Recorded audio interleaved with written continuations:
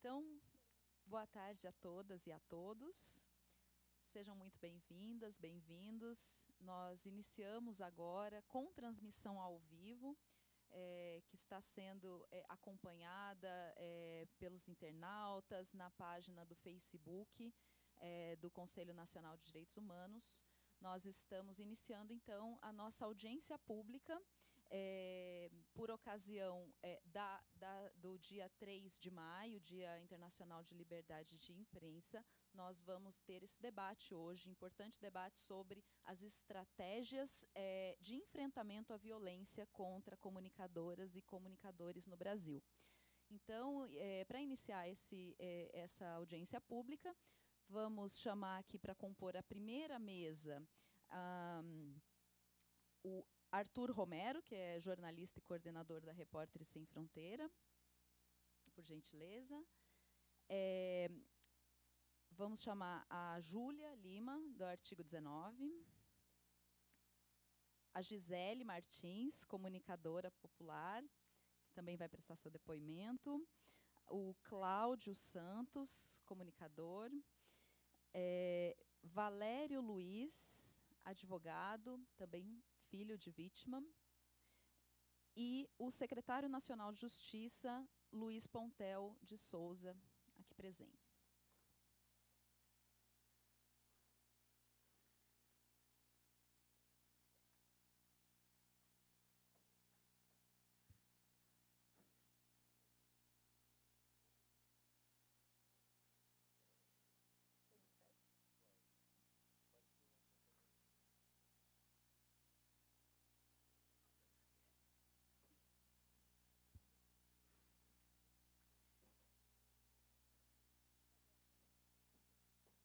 Bom, antes de passar a palavra ao Arthur Romeu, que vai coordenar essa primeira mesa, vou apresentar rapidamente o formato da nossa audiência pública da tarde de hoje. Nessa primeira mesa, teremos esses relatos de vítimas, comunicadoras e comunicadores, além da composição aqui presente e da presença do secretário nacional de Justiça. E, em seguida, vamos abrir para a primeira rodada de intervenções aqui em relação à primeira mesa, seguida depois da segunda mesa, que será composta pelas pessoas que já estão aqui presentes e que já deixo aqui o registro, né? Nos acompanha aqui a conselheira Yara Moura, que é a coordenadora da Comissão Permanente do Direito à Comunicação e Liberdade de Expressão do Conselho Nacional de Direitos Humanos, também responsável pela organização dessa audiência pública. Nos acompanha diretamente de Washington a representante da Relatoria para a Liberdade de Expressão da Comissão Interamericana de Direitos Humanos, Una Flores e Tatiana Guasti. Teremos também a presença da Procuradora-Geral da República, Raquel Dodge, o Paulo Gustavo, assessor especial do Ministério dos Direitos Humanos, a Ivana Farina, secretária de Direitos Humanos e Defesa Coletiva do CNMP, aqui presente, a juíza Jaisa Frache, que também é representante do CNJ no Conselho Nacional de Direitos Humanos, e a procuradora Carolina Roman, representante do Ministério Público Federal. Depois teremos essa segunda mesa. Então, na medida em que eu quero saudar todas e todos aqui presentes, conselheiros, e também todos que acompanham essa audiência pública aqui presentes, e também pela internet. Vamos fazer esse debate não só aqui, mas também através da nossa página do Conselho Nacional de Direitos Humanos no Facebook. Então, passo a palavra Arthur Romeu, coordenador da Repórteres Sem Fronteira. Muito obrigado, Fabiana. Quero começar agradecendo, então, a presença de todos e todas aqui hoje, em nome da Comissão Permanente de Direito à Comunicação e à Liberdade de Expressão do Conselho Nacional de Direitos Humanos. Lembrar que o objetivo dessa audiência é retomar e fortalecer a agenda de combate à violência contra os comunicadores no Brasil, que é uma iniciativa fundamental, né, para que o país possa avançar no seu compromisso com respeito e a garantia do direito humano à liberdade de expressão, né? O Brasil se encontra hoje na 102ª posição entre 180 países no ranking mundial da liberdade de imprensa, que é um documento elaborado desde 2002 pela organização para a qual eu trabalho, a Repórteres Sem Fronteiras, que avalia, né, as condições para o livre exercício do jornalismo nesses 180 países e estabelece um ranking de acordo com uma série de indicadores. A violência contra comunicadores aqui no Brasil é apontado como por esse documento, apontado como um dos grandes problemas, os problemas graves enfrentados pelo país nesse campo do direito à liberdade de expressão. O tema da violência contra jornalistas ele foi extensivamente trabalhado pelo Grupo de Trabalho Direitos Humanos dos Profissionais de Comunicação no Brasil, que foi criado em outubro de 2012 pelo Conselho de Defesa dos Direitos da Pessoa Humana, né, o CDDPH, e integrado por diversos representantes de órgãos públicos do Estado, como a Secretaria de Direitos Humanos da Presidência, a Secretaria-Geral da Presidência da República, a Secretaria de Comunicação Social da Presidência da República, o Ministério da Justiça, o Ministério das Comunicações e a Procuradoria Federal dos Direitos dos Cidadãos, né, a PFDC, e além, obviamente, de organizações da sociedade civil.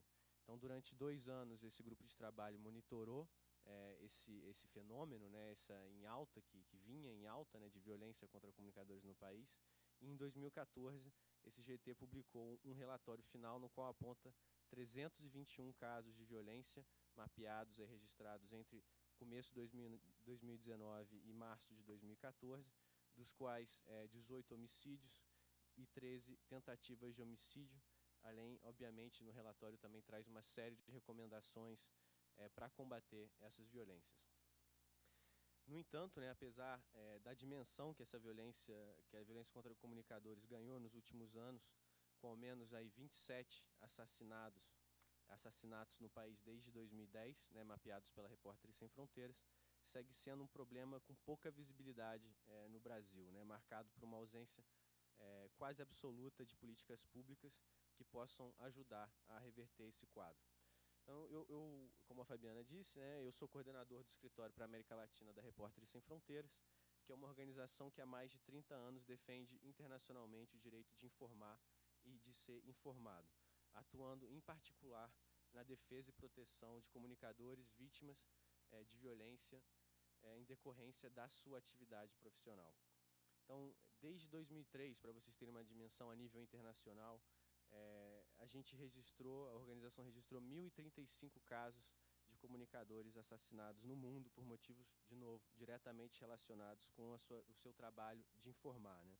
Nos últimos anos, países como a Síria, o Iraque, o Paquistão, a Somália, as Filipinas, a Índia e o México vêm se destacando sistematicamente como países mais mortíferos do mundo para a profissão. Infelizmente, pelo menos aí desde 2010, o Brasil vem aparecendo com cada vez mais frequência nessa lista entre os 5 ou 10 países mais mortíferos para a profissão a cada ano. Ao ponto de, nesse período entre 2010 e 2018, hoje a gente considera, né, os números que a gente tem, identificam o Brasil como o segundo país da América Latina, atrás apenas do México, em números de jornalistas assassinados, né, se a gente considerar esse período dos últimos 8 anos. Então, antes de passar a palavra para o resto da mesa, eu quero fazer 3 breves considerações iniciais, né? A primeira é sobre de quem estamos falando quando a gente fala de violência contra comunicadores, né?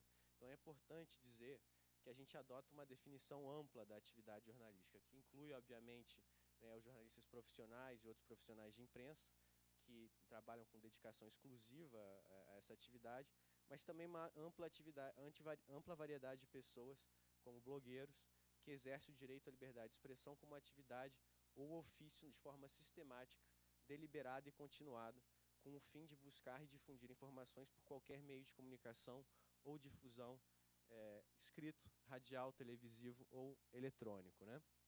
A gente entende que essa definição funcional do jornalismo, presente inclusive nas normas internacionais relativas aos direitos humanos, ao direito à liberdade de expressão, é fundamental, né, essa definição ampla, para que a gente tenha uma dimensão maior, mais concreta da realidade das transformações no campo das comunicações na atualidade. Segunda consideração tem a ver com os tipos de violência às quais os comunicadores e comunicadoras são confrontados no país, né?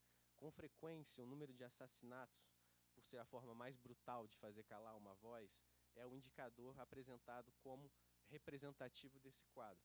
Mas, na verdade, é importante lembrar que isso é só a ponta do iceberg, né, de certa forma, de uma cadeia que é muito maior, uma cadeia de violências muito maior, que passa por agressões físicas e verbais, ameaças, campanhas de descrédito, insulto e hostilizações presenciais e pela internet, assédio, processos judiciais abusivos e ataques diretos contra meios de comunicação, entre outros, né? Então, uma grande parcela de comunicadores que atuam em determinadas regiões do país estão particularmente vulneráveis a essas diferentes formas de violência e intimidação por parte de grupos de poder local, né? Muitas vezes fora dos grandes centros urbanos. Vale lembrar também que toda violência contra um comunicador no exercício de suas funções não é só uma violação do seu direito individual à liberdade de expressão e também, obviamente, à sua integridade física, mas também uma violação do direito coletivo à liberdade de expressão da sociedade como um todo, de receber e buscar informações. E o último ponto que eu gostaria de ressaltar aqui tem a ver com chamar a atenção para os objetivos dessa audiência, novamente, né? Então, nossa proposta aqui é sensibilizar e abrir canais de maior interlocução com os diversos órgãos públicos e as organizações, entre os órgãos públicos e as organizações da sociedade civil, implicados nessa agenda para fortalecer as ações de proteção a comunicadores e de prevenções dessas diversas formas de violência, assim como garantir formas mais efetivas, de forma mais efetiva o acesso à justiça e o combate à impunidade. A gente não está partindo do zero, já existe um grande acúmulo nesse campo, em especial graças aos esforços desse grupo de trabalho que eu mencionei no começo, e também, obviamente, ao monitoramento, aos registros de caso, acompanhamento por parte de diversas organizações da sociedade civil que estão implicados nesse campo, né? É fundamental que exista essa maior implicação de agentes públicos e de diferentes instituições do Estado para que juntos a gente possa avançar nessas estratégias de combate à violência contra comunicadores no país. Agora eu quero passar a palavra para a Júlia Lima, que é também integrante da Comissão Permanente de Direito à Comunicação e à Liberdade de Expressão do Conselho Nacional, do CNDH, que é coordenadora do Programa de Proteção da Organização Artigo 19, uma organização internacional que monitora violações ao direito à liberdade de expressão, e uma das maiores especialistas aí nesse campo no país para expor um panorama mais detalhado sobre a situação do Brasil e os desafios que temos pela frente. Obrigado, Júlia. Obrigada, Arthur. Boa tarde a todas e todos.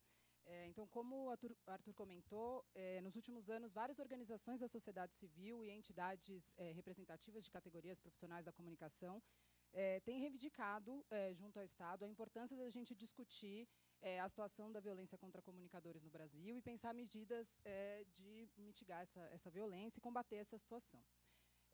A gente teve, em 2014, então, também, só para fazer esse resgate, o Arthur já mencionou, mas um grupo de trabalho que funcionou no âmbito do antigo Conselho Nacional, Conselho de Defesa dos Direitos da Pessoa Humana, e agora essa Comissão de Direito à Comunicação e Liberdade de Expressão no atual Conselho Nacional de Direitos Humanos. Na minha exposição aqui hoje, eu queria mostrar alguns dados mais concretos sobre violência contra comunicadores no Brasil e em que sentido a falta de medidas de combate a esse problema impacta o cenário da liberdade de expressão no Brasil como um todo. Então, vou me centrar em analisar o contexto das violências graves, né, que a gente, no artigo 19, adota essa metodologia, que é entendendo violências graves como ataques contra a vida desses comunicadores. Então, são ameaças de morte, tentativas de assassinato e homicídios. O primeiro esforço da sociedade civil, e aí não só o artigo 19, mas outras organizações e entidades que ainda compõem a comissão, foi demonstrar para o Estado que esse problema é concreto, com grandes dimensões, né? Então, como o Arthur mencionou, o Brasil ocupa um lugar super preocupante no ranking, é um país que pode ser considerado perigoso para o exercício da comunicação e que tem índices muito altos de homicídios, principalmente na América Latina, ficando só atrás do México. O trabalho de monitoramento e de documentação dos casos é feito por um grande esforço pela sociedade civil, né? Artigo 19 faz esse levantamento e tem uma metodologia de apuração e acompanhamento desses casos. A Repórteres Sem Fronteiras, as entidades representativas de categorias profissionais de comunicação, como a FENAGE, também fazem esse levantamento de casos.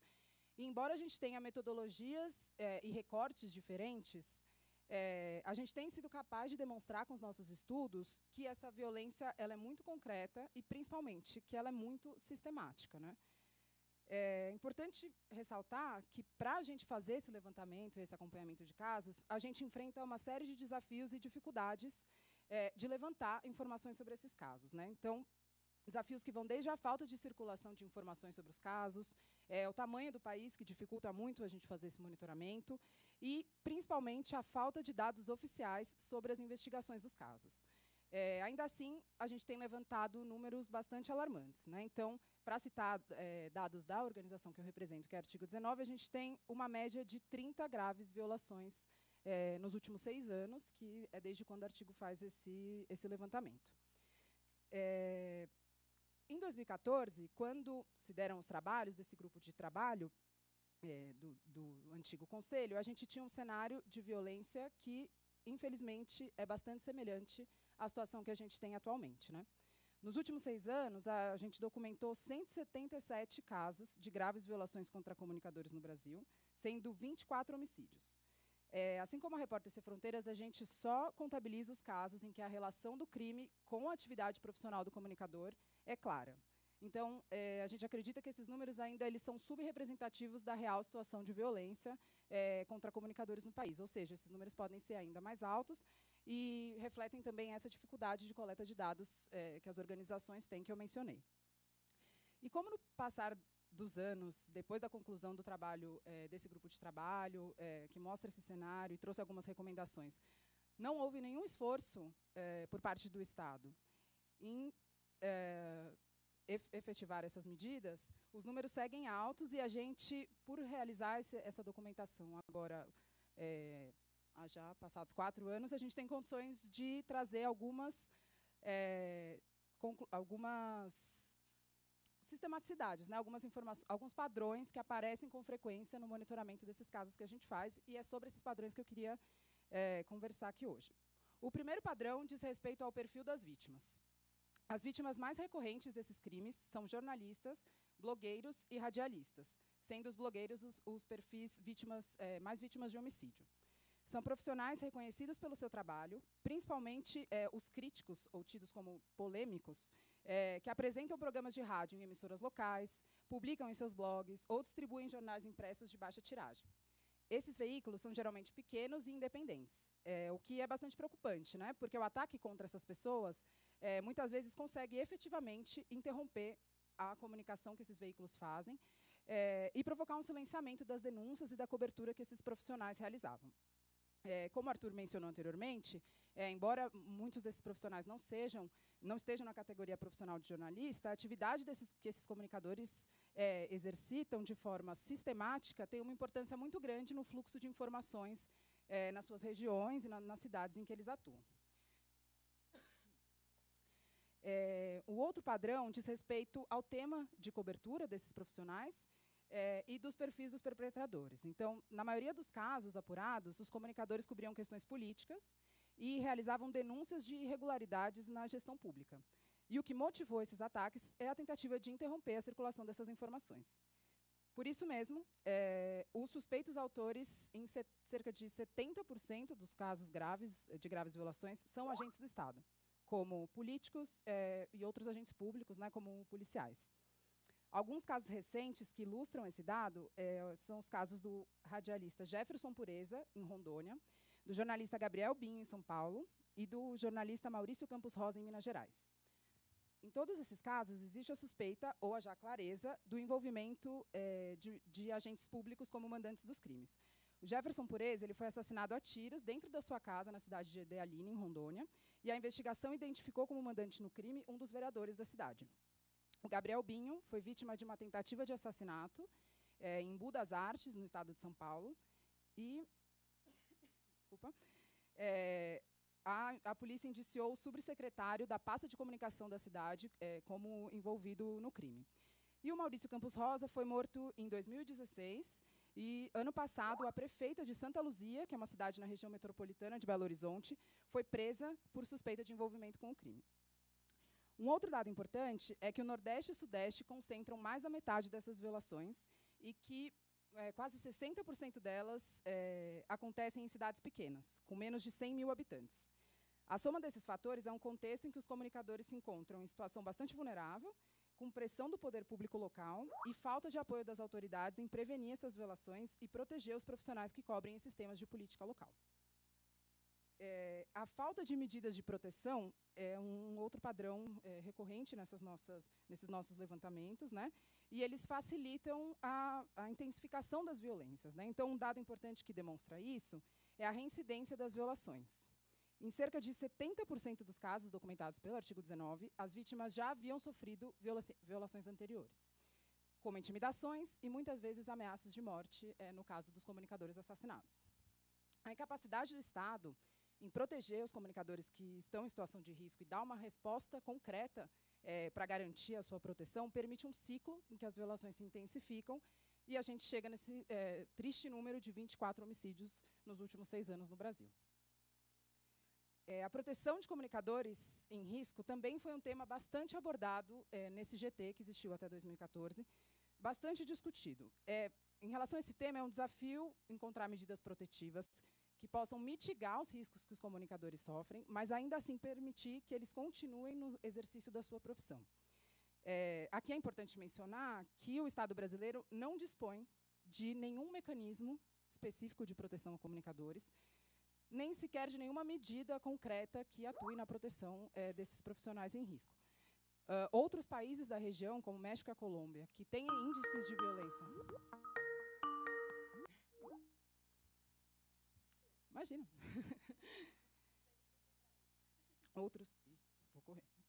Outros países da região, como a Colômbia e o México, que têm índices de violência contra comunicadores altos também, dispõem de mecanismos de proteção. Então, uma das recomendações que esse GT, que terminou em 2014, fez, foi a necessidade de um mecanismo de proteção a comunicadores, e, na época, a gente discutiu sobre a possibilidade do Programa de Proteção a Defensores de Direitos Humanos, o PPDDH, que o programa incorporasse o atendimento dos comunicadores, porque existem muitas semelhanças em como essa forma de proteção deve acontecer. Não houve, nos últimos anos, nenhuma discussão dentro do âmbito do programa sobre a incorporação dos comunicadores. Outro ponto que eu queria trazer é com relação à falta de investigação, né, dos casos. As medidas de investigação e a resolução dos casos têm se mostrado super insuficientes. Em muitos dos casos, as autoridades locais são suspeitas de estarem diretamente envolvidas ou de estarem alinhadas com os autores, que também são pessoas poderosas localmente, de modo que as investigações, muitas vezes, elas não saem do lugar. Mesmo quando não existe um envolvimento direto ou uma suspeita das autoridades locais estarem envolvidas, o nível de engajamento nas investigações é muito baixo. Então, os casos têm muito pouco indiciamento. Um outro elemento também que acontece é que, quando tem indiciados pelo inquérito policial, via de regra, são só os executores dos crimes, né? Que geralmente são pistoleiros contratados, porque a maioria dos casos contra comunicadores são casos premeditados, né? São casos pensados e que pessoas são contratadas para executá-los. Os mandantes, na maioria dos casos, eles seguem impunes.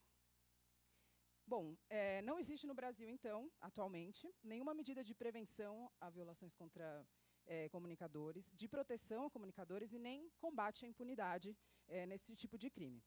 O GT já apontou uma série de medidas concretas, algumas delas eu mencionei rapidamente aqui, mas o relatório é bem extenso e traz recomendações específicas para órgãos públicos específicos. Então, é um documento importante para ser um ponto de partida para a gente discutir como enfrentar esse cenário. Bom, por fim, eu sintetizei assim, alguns elementos importantes, que já são informações que as organizações que acompanham esse tema têm condições de afirmar padrões ocorridos nessas violências, mas a gente fez questão também de convidar hoje comunicadores que estão atuando, que representam muitas vezes, enfrentam muitas vezes todas essas dificuldades que eu coloquei aqui, então a gente queria que eles tivessem a oportunidade também de contar isso um pouquinho para vocês. Então, eu queria aproveitar então a deixa e passar a palavra para a Gisele Martins, que é jornalista, comunicadora popular da Maré, do Conjunto de Favelas da Maré no Rio de Janeiro, que está fazendo atualmente um mestrado pela UERJ, que pesquisa a censura em tempos de Estado Democrático de Direito na atuação de comunicadores no Conjunto de Favelas da Maré. Gisele. Boa tarde a todos e todas. Eu sou Gisele Martins, eu sou jornalista há 7 anos como profissional de jornalismo e há 15 anos sou comunicadora comunitária. Eu sou moradora de uma favela que é o maior conjunto de favelas do Rio de Janeiro, que é a Favela da Maré. E há 15 anos minha atuação como comunicadora e como jornalista é dentro dessa favela e que depois veio para todo o Rio de Janeiro, para todas as favelas do Rio e todo o país. Nesses 15 anos de comunicação comunitária, eu tenho 11 ameaças de morte, e aí eu vou relatar algumas dessas ameaças aqui para vocês. A primeira ameaça que eu tive foi em 2007, ao denunciar a remoção de 40 casas dentro do Conjunto de Favelas da Maré, dentro de uma das favelas que compõem essa favela que eu moro. Eu não sabia que não podia denunciar, eu não sabia que não podia relatar uma violação como essa. Eu não sabia que aquele poder local estava envolvido com as milícias e com a Prefeitura do Rio de Janeiro.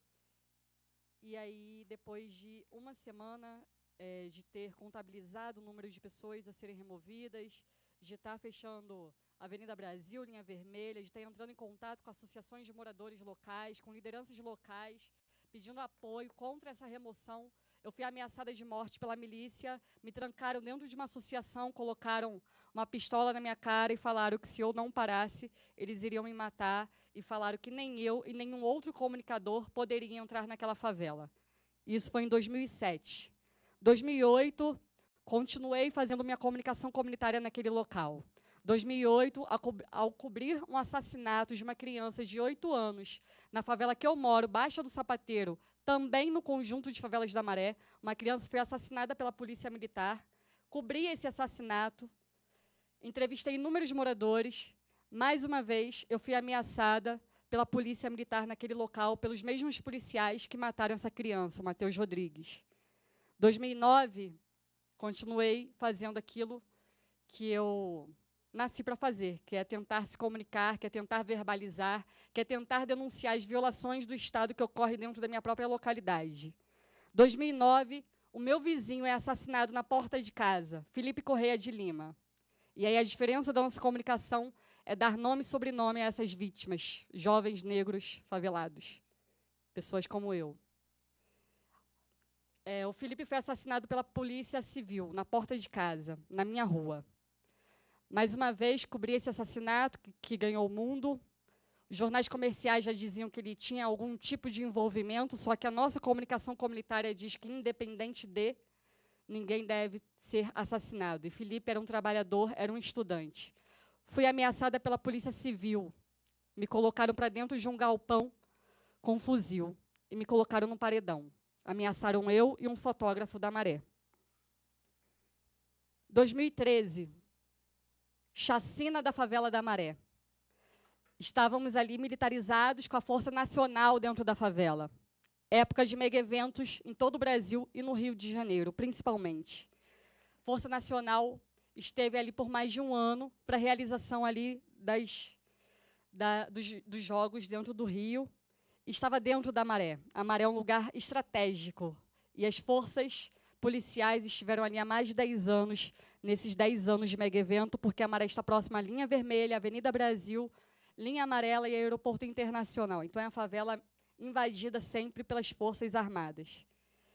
13 pessoas foram assassinadas e, mais uma vez, junto com outros comunicadores, ocupamos as nossas ruas e fomos naquela rua que estava ocorrendo o assassinato. Contabilizamos 13 corpos.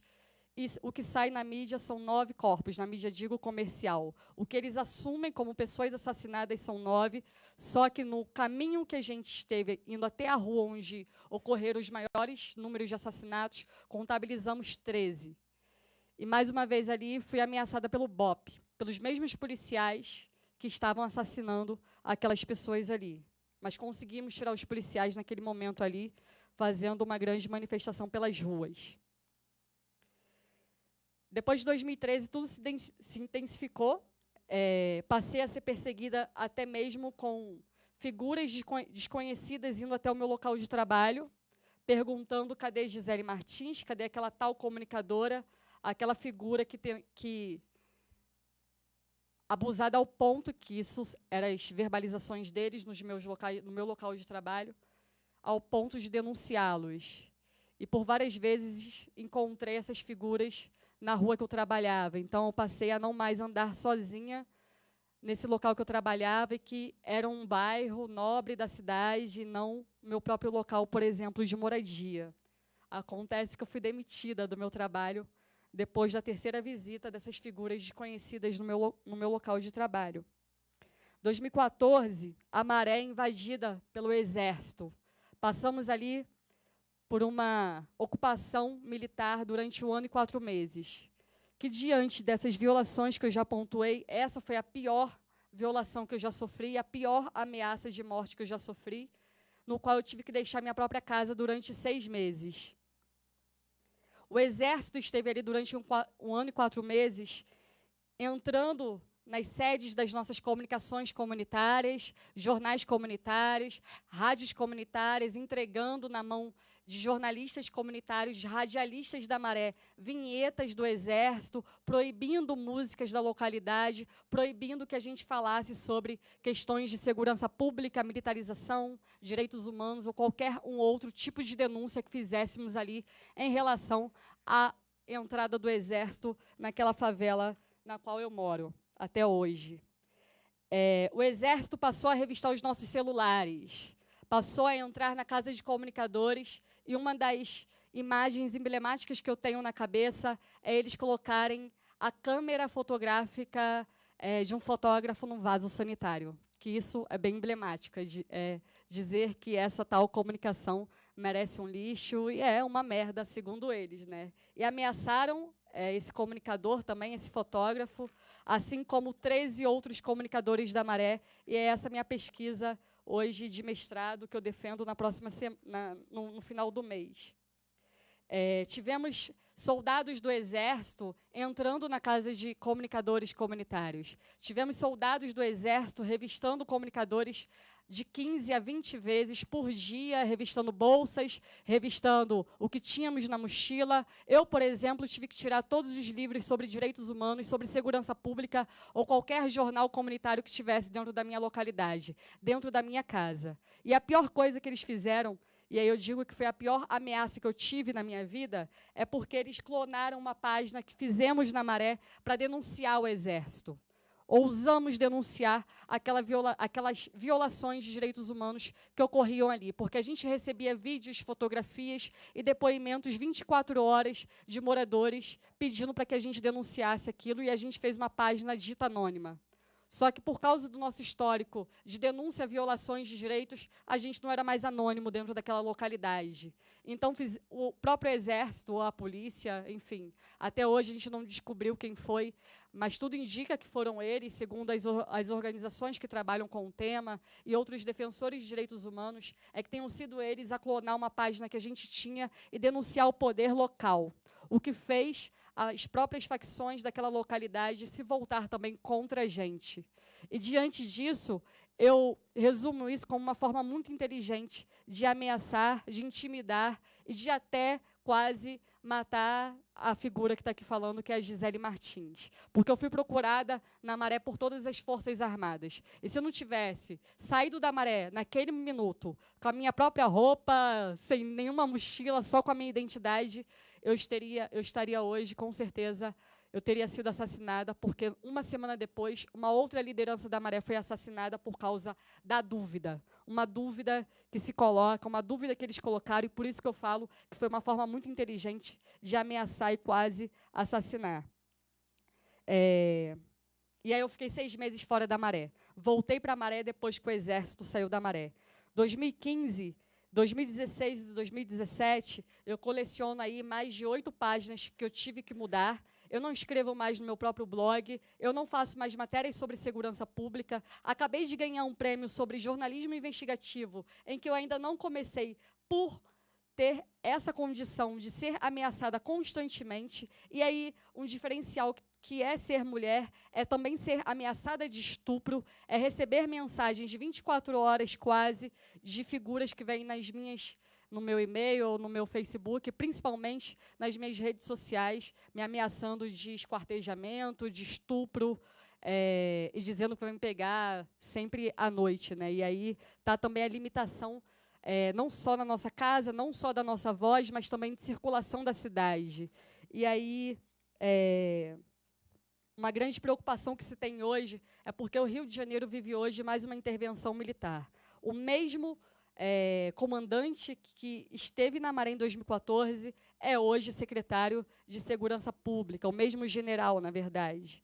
E aí a gente tem esse histórico eu tenho esse histórico de ameaças, e a minha pesquisa traz outros tipos de ameaça para comprovar que essa localidade não é só a Gisele Martins que vem sofrendo diante dessas ocupações e diante dessas violações cometidas, com certeza, pelo Estado brasileiro que se diz democrático, uma democracia que eu nunca vi no meu local de moradia, porque eu não tenho direito à casa, eu não tenho direito à saúde, não tenho direito à educação, não tenho direito à vida, não tenho direito de comunicar todas essas faltas de direitos que eu nunca... essas faltas de direitos que eu não tenho, né, e que eu não posso, infelizmente, colocar isso, e aí, por isso eu estou aqui colocando esse meu depoimento, pedindo explicações do Estado dito democrático brasileiro e dizer que a democracia eu nunca vi. É isso.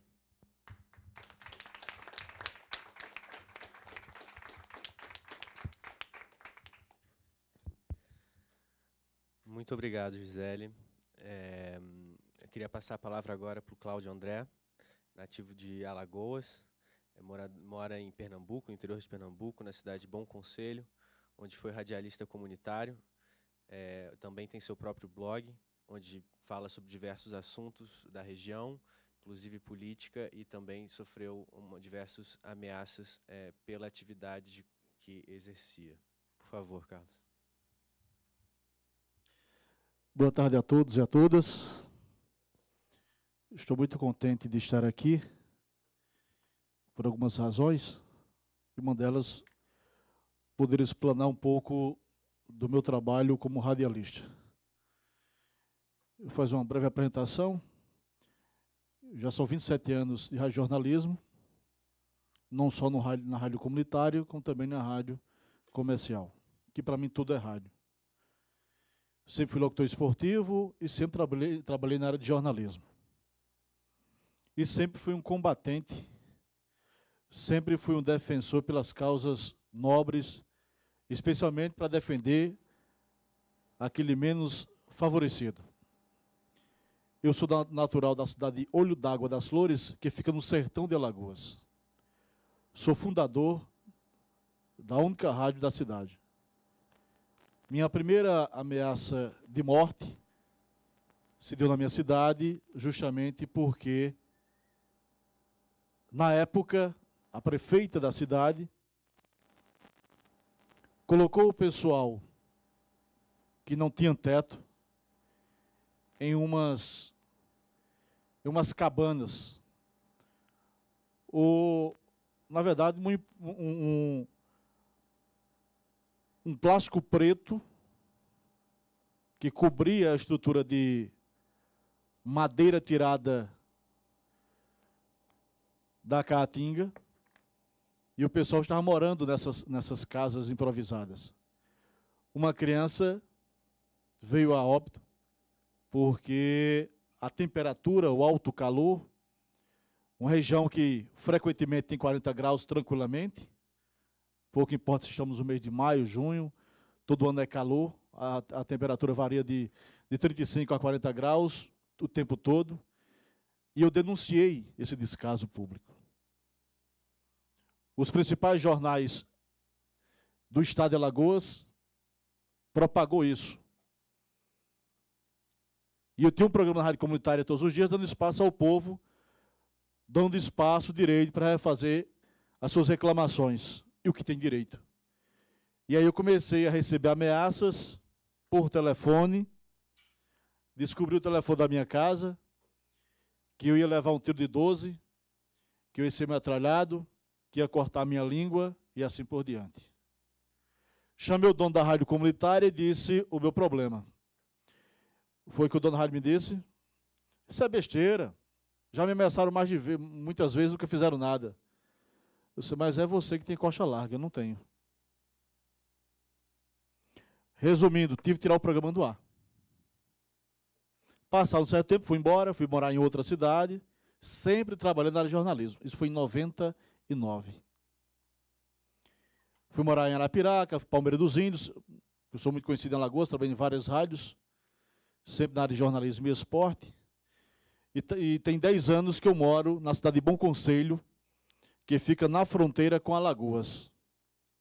Uma cidade onde o regime do coronelismo ainda funciona. Eu tenho um blog que vai fazer 10 anos, que é o blog do Cláudio André, o poeta. Aí eu relato, sou um autocrítico. Eu não consigo engolir a realidade de um povo sofrido, massacrado, humilhado, que não tem saúde, que não tem educação, onde a politicagem, o assistencialismo tem sido a tônica, ou, para eles, os poderosos, a solução dos problemas. Onde, na verdade, o povo tem que ter todos os seus direitos: educação, saúde, cidadania. O ano passado, eu estou aqui com a cópia do boletim de ocorrência que eu registrei na delegacia do município. Está aqui a cópia do relato da violência que eu sofri. Eu estava trabalhando na rádio comunitária local e tinha um programa de 7 às 8 da manhã e do meio-dia a 1, de segunda a sexta-feira. E esse meu programa virou a Tribuna Popular do Povo, onde as pessoas ligavam ou iam ao vivo no estúdio para relatar o descaso de falta de medicamento, falta de médicos, falta de alimentação, desemprego, briga nas escolas, ruas sem estarem calçadas, esgoto a céu aberto. Então, meu programa ganhou naturalmente notoriedade, pela credibilidade, pela confiança, o trabalho transparente que a gente vinha fazendo. E a tônica para a agressão que eu sofri, que eu vou relatar agora, houve uma greve dos professores por 90 dias, o prefeito disse que não dava aumento, os professores. E todos os dias os professores estavam no meu programa falando das tentativas de negociação e não conseguia. E o que resultou para mim? Eu defendendo os professores. 6h30 da manhã, saindo para a rádio. O programa é de 7. A minha casa para a rádio, mais ou menos a pé 10 minutos. Quando abri o portão da minha casa, para tirar o carro, 2 pessoas vieram correr até mim. Um com a arma apontada, dizendo perdeu, perdeu, perdeu, e o outro com um chicote, que lá para a gente é conhecido como bimba de boi. E aí, quando disseram, um apontando uma pistola, o outro me agredindo, perdeu, perdeu, eu achei que fosse um assalto, já que na região que fosse muito assalto. Eu abri os braços, aí o já me empurrou para a garagem. Aí eu já percebi que não era assalto. Fiquei lateralmente, o cara me agredindo com um chicote, e o outro com a arma apontada. Então, o intuito de momento, quanto mais eu me aproximasse do cara que estava com o chicote me chicoteando, eu não ia conseguir mais. Porque naquele momento a minha intenção era tomar o chicote dele. Quando eu me aproximei e o cara que estava com a arma sentiu que eu ia tomar o chicote, recebi foi uma coronhada. Graças a Deus, estou vivo, poderia ter sido um tiro. 6h30 da manhã. Quando eu me virei para o cara que estava com a arma, Aí foi onde eu recebi uma agressão, onde o chicote bateu nas minhas costas e cortou. Pessoas que iam passando na rua foram solidárias a mim. Minha mulher, quando viu, foi me agarrar e puxar, também agrediram minha mulher. Aí chegaram outras pessoas, aí os caras foram correr. Foram correr. Numa moto velha, que não quis pegar. Foram pegar uma chave de fenda emprestada para ajudar a pegar a moto perto de casa. E o chicote me puxaram para dentro de casa. Eu liguei para alguns conhecidos, alguns amigos da Polícia Militar de Pernambuco. Relatei o que estava ocorrendo. Quando a viatura veio chegar, já não tinha mais graça. Fui para o hospital. E interessante que quando eu cheguei no hospital para ser atendido, estava sangrando bastante, me veio assim do nada. Liga para o secretário da prefeitura, fulano e tal, que hoje está na prefeitura como assessor do prefeito. Eu liguei, do nada. Contei, relatei o que ia acontecer comigo. E ele foi lá me ver. Como eu estou há 27 anos como jornalista, você lidou com muita gente, e a gente percebe a reação das pessoas que não estão próximas de você. E quem são verdadeiras. O cara demorou pouco, 5 minutos e tal, desconversou e foi embora. Comecei a juntar as peças. Hoje, eu sei de quem era a arma, sei quem foi que mandou, sei quem foi que executou. Essas informações passei para a polícia. Está aqui, 21/6/2017, o boletim de ocorrência. Até agora, ninguém foi punido.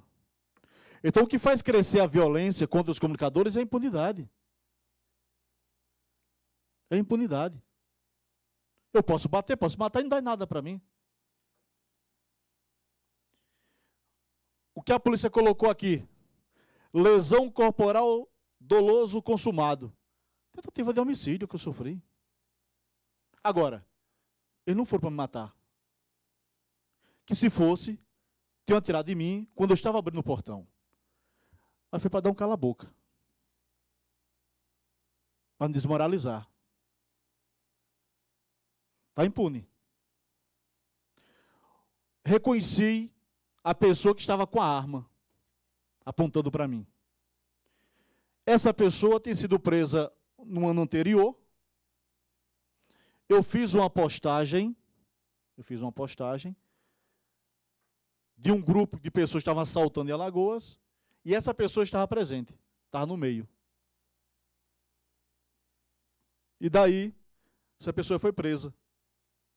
Já no segundo assalto, no segundo crime, eu procurei o delegado e disse, doutor, eu não vou ensinar o senhor a fazer investigação.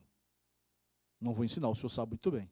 Agora, se esse cara está preso, e foi o que eu reconheci, aí o senhor vai ter que ouvi-lo e vai dizer que foi que mandou. Ou não. Nenhuma resposta eu recebi. E daí eu fiquei chateado, a última vez que eu procurei a delegacia, porque se insinuou que eu fui culpado da agressão que eu sofri porque eu tomei partido. Eu estou defendendo uma causa justa, uma causa defendendo os professores. E está aí, impune. Cheguei para o delegado e disse, doutor, eu recebi informação, gente do próprio governo, está rindo, sorrindo, sabe, disse, comentou, que não ia dar em nada porque o senhor é amigo do secretário fulano e tal. Deu os nomes. Mesmo assim, as informações que eu passei não adiantou de nada. Diante dessa agressão sofrida, eu tive que recuar. Tá, eu vou encerrar. Dessa agressão que eu sofri, eu tive que recuar muita coisa. Muita coisa eu tive que recuar. Até pensando na minha família. Até na minha família. Só um minutinho. Outros blogueiros, radialistas, estão passando a mesma situação em Pernambuco.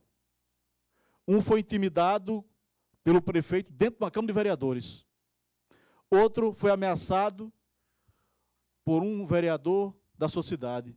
Isso foi em Flores, Sertão Pajeú, o outro foi em Saloá, vizinho a Bom Conselho, Agreste Meridional de Pernambuco.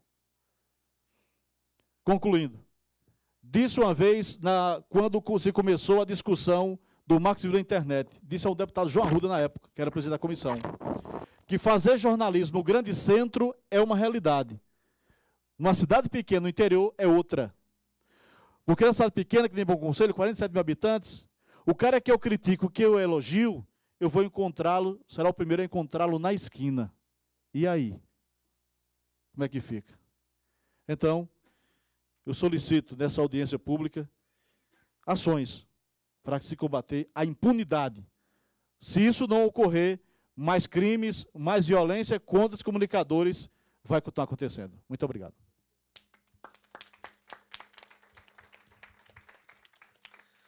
Muito obrigado, Cláudio. Queria passar agora a palavra para Valério Luiz, que é advogado, presidente do Conselho Estadual de Direitos Humanos do Estado de Goiás e assistente no caso do assassinato do seu pai, Valério Luiz, jornalista, que foi morto em 2012. Contar um pouco desse processo. Boa tarde a todos. Agradecer o convite do Conselho, da Artigo 19, para estar presente aqui, dando esse depoimento. Meu nome é Valério Luiz de Oliveira Filho. Meu pai, Valério Luiz de Oliveira, era um jornalista que atuava há mais de 30 anos em Goiânia. Foi assassinado no dia 5 de julho de 2012, na porta da rádio em que ele trabalhava. Meu pai era jornalista esportivo, né? Trabalhava no rádio e na TV, fazendo comentário, é o que a gente chama de cronista esportivo, né? Comentando jogo de futebol e tudo. E, enfim, conforme a Júlia disse, a maioria das violações se dão em relação a críticas políticas, contra policiais. A questão do meu pai foi um pouco ponto fora da curva. Eu não conheço tantos casos de jornalistas que sofreram uma violência fatal em razão de críticas relacionadas ao esporte, né? Ele era, na época, primeiro semestre de 2012, criticava muito um clube da capital, que é o Atlético Clube Goianiense, que está vindo mal no Campeonato Brasileiro da Série A. Agora, as críticas que ele fazia ao time de futebol envolviam outras questões paralelas por causa da composição da diretoria do clube. Infelizmente, eu não sei se já pararam para pensar nisso, mas as diretorias dos clubes de futebol brasileiros são muito esquisitas. As elites financeiras dos lugares costumam ocupar as diretorias dos clubes de futebol. E é assim em Minas Gerais, é assim aqui em Goiás também.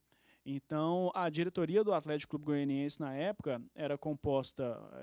eu vou citar os nomes porque o processo não está em segredo de justiça, todos já são réus, então não tem problema nenhum, o processo é público. O vice-presidente do Atlético Clube Goianiense, na época, chamava Maurício Sampaio, ocupava um cartório na capital, né? Goiânia tem 2 milhões de habitantes e 2 cartórios de protesto. Ele ocupava o primeiro, então era um cartório de uma arrecadação milionária mensal, né? Então era uma pessoa, ainda é um homem muito rico. E o diretor de relações públicas do Atlético Clube Goianiense era um tenente-coronel da Polícia Militar, o Wellington Rizeda. O presidente é um ex-deputado federal, Valdivino de Oliveira, que foi inclusive secretário da Fazenda aqui do DF, se não me engano. Então, assim, no conselho, o presidente do conselho, Jovair Arantes, que é deputado federal. Então, a diretoria do Atlético ali era composta de pessoas muito influentes, pessoas muito poderosas, e que utilizavam o clube, né, para uma série de questões não necessariamente ligadas ao futebol. Então, esse tipo de circunstância meu pai comentava nos programas esportivos, né? Falava que os patrocinadores do Atlético Clube Goianiense eram patrocinadores tenebrosos, e realmente eram. Na época, os patrocinadores do Atlético... O Atlético teve uma ascendência meteórica, saiu da Série C do Campeonato Brasileiro, já foi para a Série A, tipo assim, de um ano foi para a Série B, do outro foi para a Série A, porque teve uma injeção de dinheiro muito grande no clube. E na época, os patrocinadores dele eram Delta Construções, que já caiu em inúmeros escândalos aí. Os patrocinadores eram Linknet, que teve um escândalo, inclusive, aqui no DF, do governo da Agnello, se não me engano. Então, eram patrocinadores, assim, e meu pai comentava isso, né? Dizia que existia dinheiro lavagem de dinheiro dentro do clube, além de outras denúncias que ele fazia, denunciando, por exemplo, uso de drogas nas dependências do clube, denunciando que os próprios dirigentes do clube, quando queriam queimar um jogador, quando queriam tirar o jogador do clube, pagavam a torcida organizada para a torcida organizada pichar o nome deles no muro, para eles poderem ter uma desculpa de assim, dispensar o jogador sem pagar o que era devido, enfim, uma série de circunstâncias. E passou a ser intimidado no primeiro semestre de 2012. Né? Eu me lembro muito bem dele, ele chegou a falar de parar de comentar futebol, de deixar a profissão, eu percebi ele nervoso naquela época, embora não comentasse tão ostensivamente, pelo menos não comigo, sobre ameaças, até porque é pouco comum o pai comentar com o filho, esse tipo de coisa, ele comentava mais com a esposa na época, que depois me contou. E foi quando, no dia 5 de julho de 2012, eu estava em casa, recebi uma ligação da minha madrasta, dizendo, ela já estava em prantos no telefone, e falando que seu pai tomou um tiro, tudo. Aí e desligou. Aí eu liguei para o diretor da rádio, que chama Pedro Gomes. Meu pai trabalhava na Rádio Bandeirantes, lá de Goiânia, e na PUC TV. Né? É um programa de rádio e TV. Então, aí liguei para ele, eu perguntei, que história é essa, Pedro? Tudo? Ele, onde você está? Eu falei, não, tô em casa. Não, vou mandar um carro da rádio aí para te pegar. Vi o carro da rádio.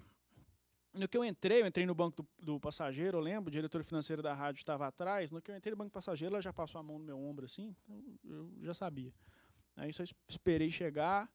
No que eu cheguei, vi foi uma cena de uma violência infinita, que meu pai foi alvejado com 6 disparos dentro do carro, exatamente na porta da rádio, né?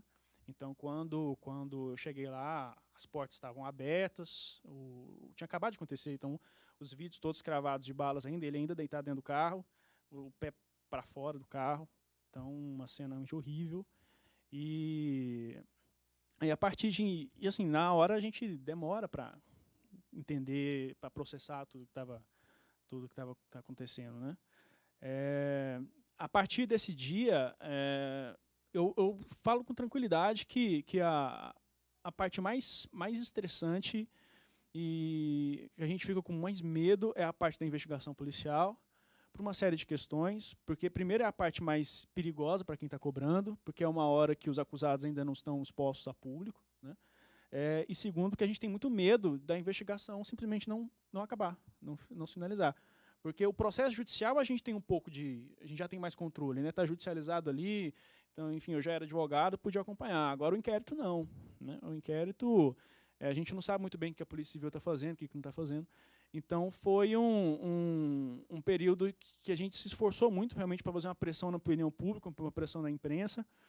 Um diferencial em relação à minha família especificamente, que meu pai era jornalista em Goiânia há mais de 30 anos e meu avô há mais de 50.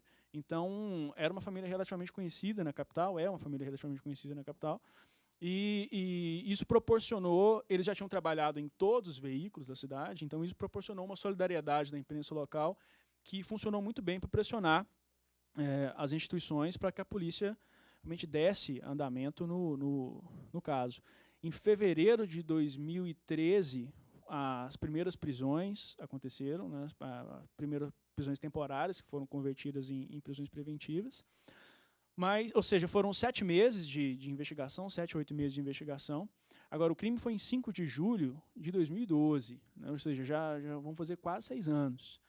Então, acho que o importante de destacar aqui é que a quantidade de empecilhos e são obstáculos sem fim para que se possa conseguir a justiça em casos como esse, não só pela morosidade das investigações em si, pela dificuldade das investigações, às vezes pelo não comprometimento das autoridades locais em efetivamente chegar aos mandantes do crime, aos executores dos crimes, mas porque, conforme a Júlia expôs, via de regra, crimes contra comunicadores, contra jornalistas, os mandantes são pessoas que têm alto poder aquisitivo, pessoas poderosas, e essas pessoas têm a possibilidade de movimentar o sistema judicial e o Estado de uma forma muito mais eficiente do que, às vezes, a família das vítimas, das pessoas que sofreram essas violências.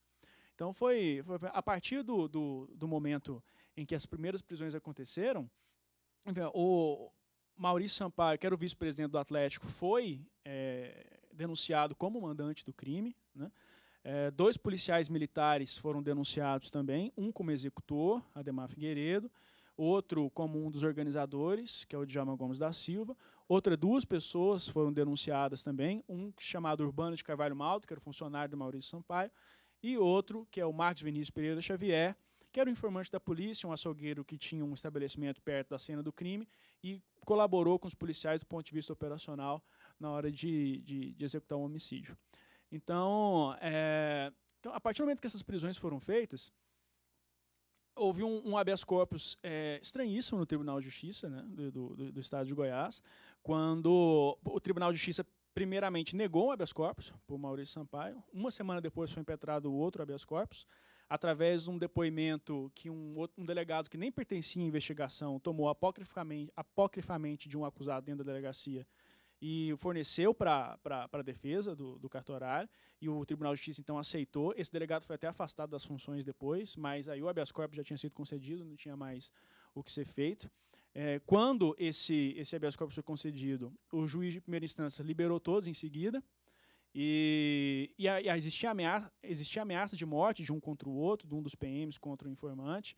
Esse informante, então, fugiu do Brasil, foi para Portugal.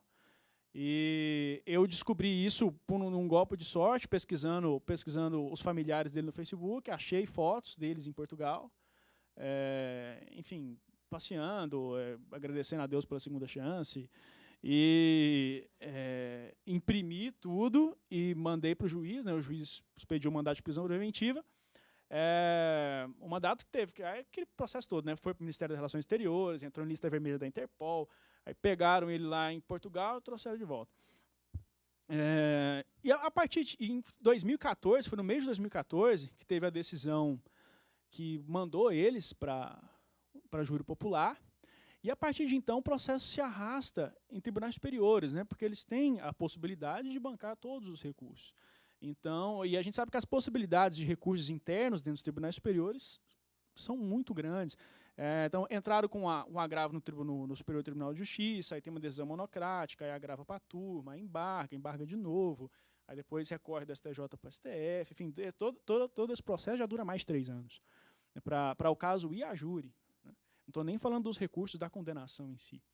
Então, e uma surpresa desagradável que a gente teve no fim do ano passado, depois de tudo isso, depois do STJ negar todos os recursos, depois, lá no STF, o ministro Ricardo Lewandowski, no fim do ano passado, deu uma decisão monocrática em sede de habeas corpus, anulando todo o processo a partir da decisão de pronúncia, que é a decisão que manda para a júri, né? Uma decisão de 3 páginas. Então, a gente ficou absolutamente escandalizado e a gente veio aqui no Ministério Público Federal, conversou com a Procuradora da República, Cláudia Sampaio, a gente entrou em contato com o artigo 19, que providenciou um parecer falando da importância da responsabilização dos executores desse tipo de crime. A procuradora prontamente também entrou com um agravo regimental e o ministro recuou da sua decisão.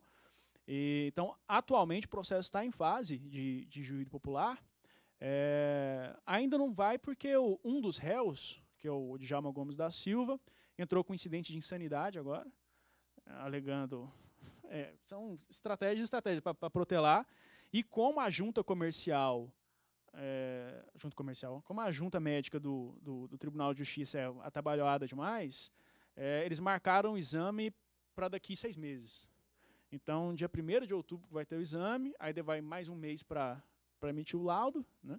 Então, o júri provavelmente vai ser só no primeiro semestre do ano que vem, e aí a gente vai ficar naquela apreensão durante o recesso judiciário, né, inclusive, desse ano também, vigiando para que não saia nenhuma liminar estranha também aí dos tribunais superiores.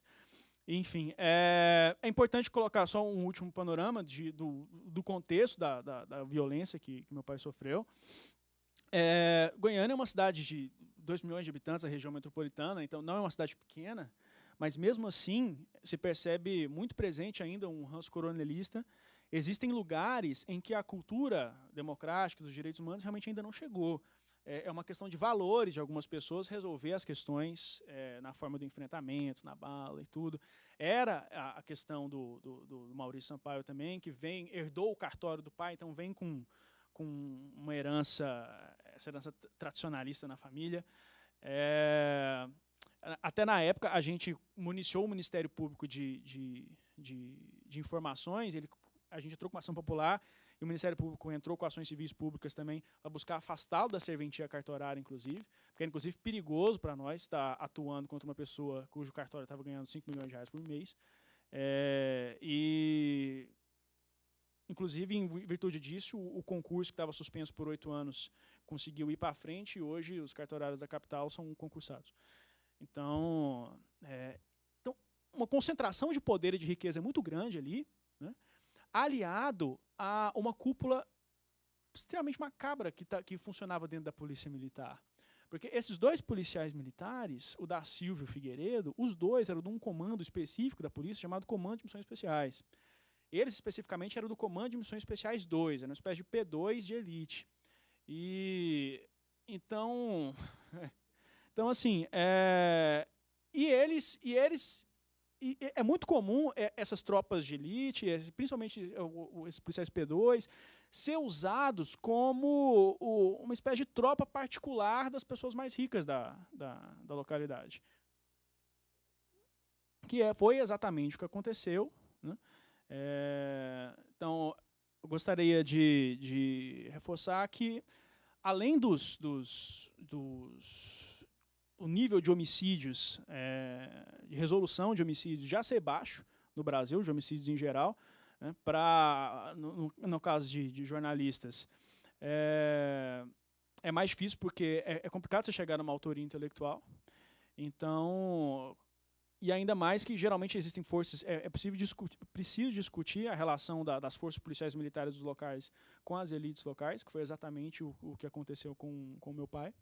Por isso, a importância de iniciativas como essa, e principalmente do monitoramento da Artigo 19, a quem eu quero agradecer aqui pelo sempre se dispor a ajudar quando necessário.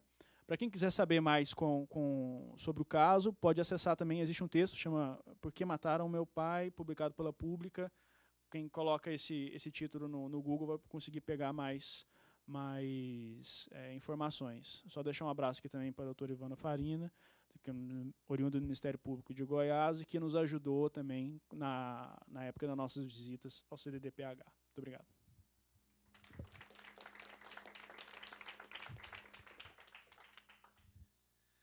Muito obrigado, Valério. E, finalmente, para terminar a mesa, eu queria passar a palavra para o Secretário Nacional de Justiça, Luiz Pontel de Souza, para poder trazer uma primeira reflexão em torno desses depoimentos e esse panorama inicial.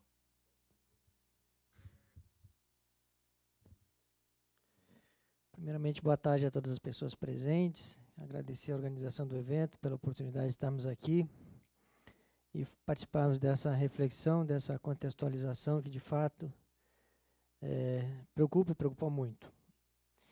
Quando eu vejo os dados apresentados aqui nas informações que eu recebi, dando conta de que nós tivemos de 2009 a 2014 321 atos ou casos ou ocorrências de violência contra comunicadores, contra jornalistas, entre estes 18 homicídios.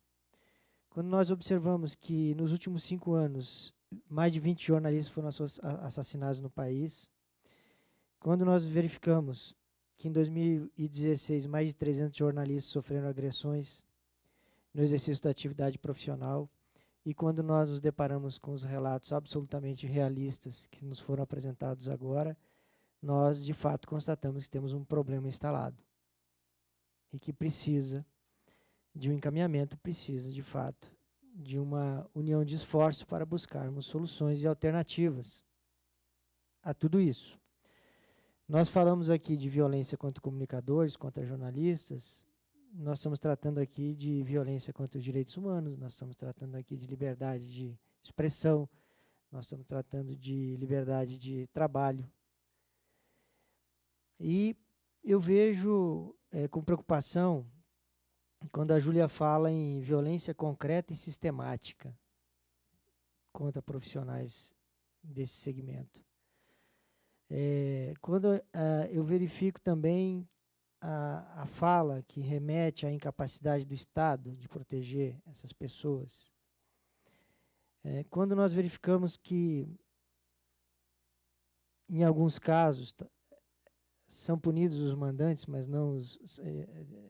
são punidos os executores e não os mandantes, e esse quadro de descrença em relação à punibilidade, de fato, algo deve ser providenciado. Vejo também o número que foi apresentado, onde nós temos aqui 1.035 casos foram apresentados pelo Arthur Romeu no início da sua fala, 1.035 casos similares de ataques de violência a profissionais no mundo da comunicação. Então, não é um fato, infelizmente, que ocorra só no Brasil, ocorre em outros países também. O que nós temos que fazer? Penso eu, temos que fazer o nosso dever de casa, temos que dar uma resposta a tudo isso, temos que tentar buscar alternativas. Quando eu vejo aqui nós falando de estratégia de enfrentamento, né, é uma palavra interessante, eu acho que a estratégia engloba a atuação do Estado, a atuação das forças de segurança, a sociedade civil, os senhores que são profissionais e que atuam no dia a dia, e a discussão, ela é importante, esse fórum, eu creio que daqui talvez possam partir novos encaminhamentos, novas sugestões de melhoria, de busca por uma política pública mais adequada, mais protetiva a tudo isso, principalmente a atuação desses profissionais. Eu estava lendo aqui o relatório, trouxe comigo o relatório que foi feito, e ele faz uma série de recomendações. Esse relatório, se não me engano, ele é de 2013, é isso? 2014. Né? E a pergunta que se faz de lá para cá, né? O que de fato foi implementado? Né? Então, talvez retomar isso numa frente, com um engajamento maior de todas as áreas. Eu vejo recomendações a vários órgãos públicos aqui, Secretaria de Direitos Humanos, recomendação ao Ministério da Justiça, recomendação à Secretaria-Geral, ao Poder Legislativo, né, talvez no âmbito de alterações legislativas que devam ser implementadas, aos poderes executivos estaduais no âmbito de suas competências, os veículos de comunicação, ao Poder Judiciário, né, ao Conselho de Defesa dos Direitos da Pessoa Humana, ao Observatório de Violência contra Comunicadores, a Unidade de Recebimento de Casos, enfim. E todos em busca de um mecanismo de proteção. Né? Talvez esse seja o momento, então, de aproveitarmos o que foi feito nesse relatório, o que foi discutido, o que foi debatido, e tentarmos resgatar aquilo que, de fato, pode ser implementado, aquilo que, de fato, pode ser colocado como uma política pública verdadeira e que, de fato, aconteça. Que se evite, ou que se proteja minimamente as pessoas que trabalham e que têm a sua liberdade, como todo trabalhador, de exercer, e que deve exercer a sua profissão com toda a tranquilidade que todos nós trabalhadores temos, ou deveremos ter. E eu vejo aqui a recomendação ao Ministério da Justiça, que é onde eu atualmente milito, trabalho. E fala muito em condições, equipamentos de segurança, estudo relacionado aos equipamentos de segurança que têm capacidade de mitigar os riscos da integridade física desses profissionais. Recomenda a elaboração de um protocolo padronizado de atuação das forças de segurança pública, em parceria com as empresas de comunicação que ofereça treinamento a esses profissionais que têm o mínimo de condição de se defender ou de denunciar com mais segurança. A própria Polícia Federal, que atua na fiscalização da radiodifusão de uma forma geral, e que haja orientações às forças de segurança em relação efetivamente ao trato com essa questão. De lá para cá tivemos inúmeras mudanças, né? Infelizmente aqui na mesa não temos nenhum representante do atual MESP, né? Ministério Extraordinário de Segurança Pública, recentemente criado, que transformou o Ministério da Justiça em dois, né? Fez uma divisão, né? Onde as forças de segurança, praticamente todas elas, né, ficaram no Ministério de Segurança Pública, e o Ministério da Justiça restou algumas ações que já eram de sua responsabilidade, mas mais voltadas a políticas públicas específicas, né? Na minha área, nós trabalhamos com algumas estratégias que a gente olha e vê resultados, como, por exemplo, a Estratégia Nacional de Combate à Corrupção e à Lavagem de Dinheiro, a ENCLA. É uma estratégia que ela se consolidou ao longo do tempo. Ela começou, salvo engano, em 2002. E era uma realidade até hoje, ela acontece. Os órgãos se reúnem, as pessoas conversam, debatem, os atores atuam de forma bastante diligente, até eu diria, nessa estratégia. E aqui nós estamos falando de uma estratégia. Então, eu acredito que, a partir deste momento, a partir do que for debatido, que for discutido aqui, esse encaminhamento torna-se importante, torna-se relevante. Dar visibilidade a essa estratégia. Estabelecemos protocolos de atuação,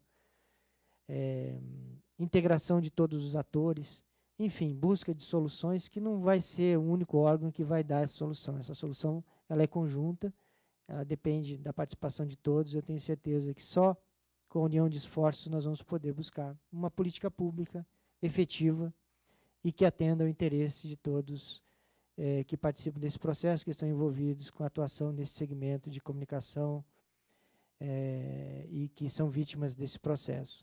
O Ministério da Justiça, pelo Ministério da Justiça, me comprometo aqui em participarmos no que for possível, no que for do nosso alcance, no que for de competência, de responsabilidade. Claro que toda política pública ela tem um interesse imediato do Ministério da Justiça. Toda política que envolva direitos humanos também, nós temos interesse em participar, em contribuir de alguma forma. Então, somos parceiros nessa luta e temos certeza que a união de esforços é o caminho para buscarmos uma solução, ou pelo menos para minimizarmos esse sofrimento e essas condições que, de fato, não devem existir na atuação dos comunicadores e esse segmento da sociedade. Eu agradeço mais uma vez a oportunidade de estar aqui e deixo o Ministério da Justiça à disposição para continuarmos o debate. Muito obrigado.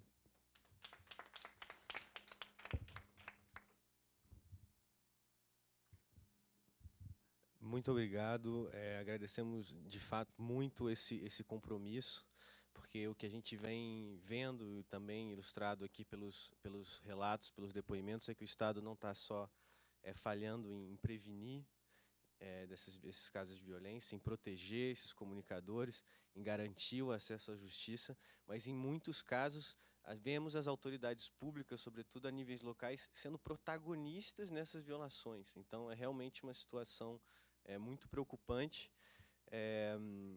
Também acho que a pergunta-chave, tanto dessa primeira parte da audiência pública quanto a segunda, com o relatório que foi feito, todo o acúmulo que foi feito, com uma série de recomendações, passou literalmente 4 anos. Eu acho que ele foi publicado em torno de abril ou maio de 2014. O que aconteceu com essas recomendações, na verdade, né? Essa é a grande pergunta. E como fazer com que essas recomendações possam sair do papel e justamente passar por uma política de estratégia que passe por uma coordenação maior dos diferentes atores. Então, acho que isso é fundamental. A ideia agora é passar a palavra para vocês. Obrigada pela coordenação, Arthur Romeu. Quero agradecer nesse momento a primeira etapa da nossa audiência pública aqui no Conselho Nacional de Direitos Humanos, em que discutimos hoje as estratégias de enfrentamento à violência contra comunicadoras e comunicadores no Brasil. Gostaria já de deixar o registro do agradecimento por esse panorama apresentado pela Júlia, artigo 19, pelo Arthur Romeu, que coordenou a mesa, e o importante relato da comunicadora e dos comunicadores aqui e vítimas, né, de violências que nos trouxeram seus relatos, suas experiências pessoais de forma muito tocante, né, concreta, e que nos move, inclusive, para seguir nesse debate. E, por fim, aqui, agradecer a presença do Secretário Nacional de Justiça, Luiz Pontel, e já de imediato vamos abrir para essa segunda etapa, né, da primeira mesa, que é a fase das intervenções aqui da plateia, tanto das pessoas aqui presentes, quanto também por aqueles que nos acompanham pela internet. Que daí a Renata e a Cecília podem também, se tiverem alguma pergunta ou algum relato, nos repassar aqui. Então, eu abro a palavra para quem quiser fazer suas considerações. A gente pode fazer uma rodada aqui de inscrições, né, e algumas entre 3 e 5 minutos, né, de fala. Tem outro.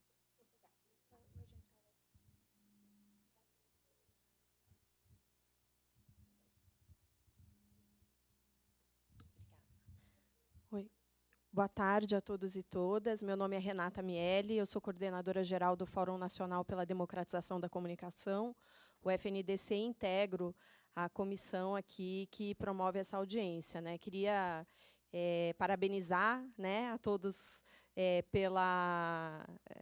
por estarmos aqui reunidos discutindo um tema de tanta relevância para a democracia no nosso país, né? Eu acho que um dos indicadores do nível de democracia de qualquer nação é proporcional ao nível de liberdade de expressão e o respeito à atividade de comunicação dos comunicadores na sociedade, né? E, nesse caso, o nosso país tem um déficit bastante agudo, como ficou mostrado pelas apresentações da Júlia e do Arthur, como também pelos depoimentos destas 3 pessoas que representam violações de dezenas, centenas de outros comunicadores que não puderam estar aqui presentes, até porque, e aí é um dos primeiros aspectos que eu queria colocar, pelas dificuldades de você tomar conhecimento das denúncias, das ameaças que os comunicadores sociais vivem no nosso país. Quando você pensa nas grandes capitais, você tem mecanismos maiores de proteção e de segurança para que uma pessoa que seja alvo de alguma ameaça possa fazer a denúncia dessa ameaça. Em cidades, municípios menores ou regiões de maior vulnerabilidade política, econômica, social, esses canais são mais obstruídos. Numa cidade pequena, geralmente, infelizmente, é o próprio poder político local que é o protagonista da ameaça contra o comunicador, e o comunicador não tem a quem recorrer. Então, acho que a primeira questão que nós precisamos nos debruçar, quando a gente olha o país de uma maneira mais ampla, é quais canais que nós vamos oferecer aos comunicadores para que eles possam denunciar as ameaças que eles sofrem, sem que a denúncia dessa ameaça possa torná-lo ainda mais vulnerável aos agentes que o está ameaçando, né? Então, essa é a primeira questão, que eu acho que é uma das questões, e aí eu acho que foi a Júlia que falou, sobre essa questão do programa de proteção aos defensores de direitos humanos, né? Eu acho que a gente precisa entender o comunicador como um defensor de direito humano, né? Então, acho que essa é a primeira questão. Porque, nessa cadeia de violações, os jornalistas profissionais têm um pouco mais de segurança, até pelo apoio das empresas de comunicação, muitas vezes.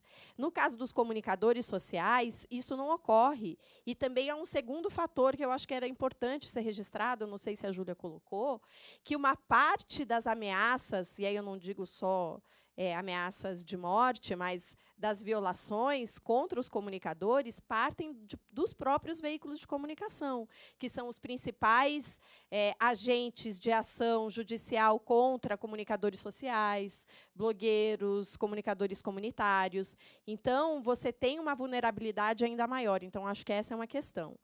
E eu queria aqui dizer que acho que nós temos já uma produção imensa de relatórios, indicadores, pesquisas no campo de violações a comunicadores e no campo da violação à liberdade de expressão. O FNDC realizou e realiza ainda uma campanha que chama Campanha Calar Jamais, que tem denúncias de violações à liberdade de expressão, onde a gente tem coletado as denúncias e fizemos um relatório ano passado de um ano da nossa campanha, onde aparecem violações de todos os tipos, ameaças de todos os tipos a comunicadores e jornalistas. E aí acho que tem alguns casos que precisam ser lembrados aqui, de pessoas que não estão aqui. O caso do Sérgio Silva, que foi vítima de uma bala de borracha durante uma manifestação enquanto ele estava fazendo a cobertura jornalística, e o Estado brasileiro o condenou como se ele fosse o culpado por ter perdido a visão, por estar ele na linha de tiro da força policial, o que é um absurdo. Então, eu acho que quando a gente discute recomendações ao sistema de justiça, nós precisamos discutir todo um elenco de princípios e valores de defesa da liberdade de expressão que parece estão sendo ignorados na hora de julgamentos de determinados casos que dizem respeito a essa questão. E o outro caso que eu queria lembrar, e que foi denunciado na campanha Calar Jamais, foi o da condução coercitiva do blogueiro Edu Guimarães, né, que acho que também é um exemplo de uma outra forma de violência contra comunicadores, que é a tentativa, né, de censura, né, através de uma força policial, né, os próprios processos judiciais que correm, muitas vezes, para além da retirada dos conteúdos, quando eles ocorrem na internet, eles resultam em multas desproporcionais. Blogueiros ou comunicadores sociais são indivíduos, não são empresas, e muitas vezes têm que arcar com multas de 200, 100 mil reais, que às vezes representam o patrimônio, muito mais do que o patrimônio da pessoa.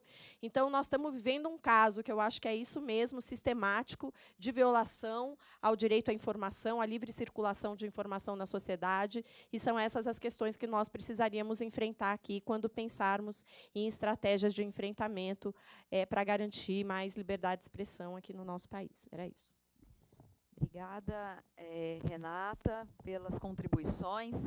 Eu vou passar a palavra, já tem na sequência, né? Enquanto nós passamos a palavra para o próximo inscrito, eu gostaria só de registrar em termos de formato, para viabilizarmos a maior possibilidade de contribuições possíveis, é que nós não vamos retomar para cada uma das falas ao final, mas, se alguém quiser fazer algum comentário em especial, em relação a algum questionamento, alguma ponderação também, fica à vontade, rapidamente, mas que, de toda forma, o CNDH está fazendo o registro, né, das contribuições, dos questionamentos, das sugestões, para darmos continuidade, seguimento no monitoramento dessas recomendações.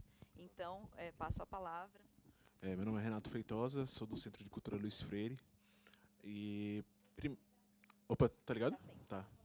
Som. Opa, pronto. Então, só para complementando rapidamente, né, a fala de Renato também, que muitas desses comunicadores e comunicadoras que são criminalizados através de ações judiciais também são censurados, né, previamente de escrever sobre esses assuntos futuramente, né? Então, estão aí para registrar isso. Quero abrir minha fala de verdade assim, expressando toda a solidariedade à Gisele, sabe, ao Cláudio André e ao Valério, sabe, poxa, não tem como ficar quieto, não pedir uma palavra depois de ouvir a respeito desses casos, né? Seu secretário, Rio de Janeiro está sob intervenção federal, né? Apesar de eu esperava que o senhor tivesse na fala do senhor já se comprometi, já trazido algum compromisso, né, em relação, principalmente a casos como a da Gisele, né, porque as ações, né, que algumas delas, né, relatadas, que ela mesma sofreu, né, vieram a partir da própria intervenção, né, de intervenções do Exército nos morros, né, e isso que está acontecendo com Gisele pode estar acontecendo agora, entendeu? E as violações nas favelas, né? Que intervenção é essa, né? Que consegue, né, colocar em que bandidos se sentem à vontade de executar uma vereadora. Né? A primeira questão que eu coloco é essa. Né? Então, seria muito bom a gente poder saber atualmente, né, se existe uma preocupação do Ministério, né, ou deste governo aí em saber como é que está atualmente, porque dados oficiais também sabe que não existem, né, por parte do governo. Né? E que medidas o Ministério pretende adotar já, né? Porque não dá para lidar com uma situação como essa, gravíssima, sabe? E saber que isso está acontecendo agora, sabe? E o mais, né? Quantas vozes foram caladas, né? Sem que a gente tenha tido acesso a elas, né? De saber, né? Vamos imaginar os rincões do Pará, né? Os rincões da Amazônia, né? Enfim, sabe? Mas eu só queria frisar isso, sabe? Agora o Rio de Janeiro, sabe? Outras pessoas como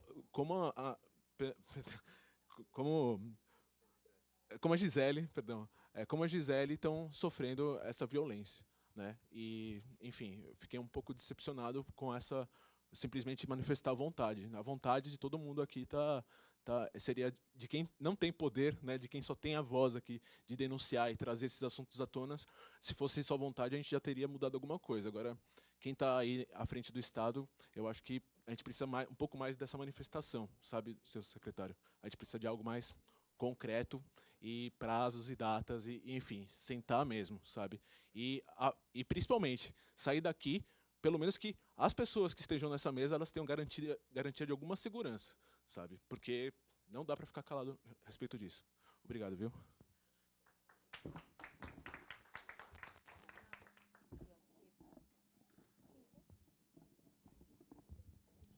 Boa tarde a todas, boa tarde a todos. Meu nome é Gésio, sou coordenador-geral do Sindicato de Jornalistas do Distrito Federal. Como o próprio Renato, solidarizar com os colegas que estão sendo vítimas de violências, perseguições.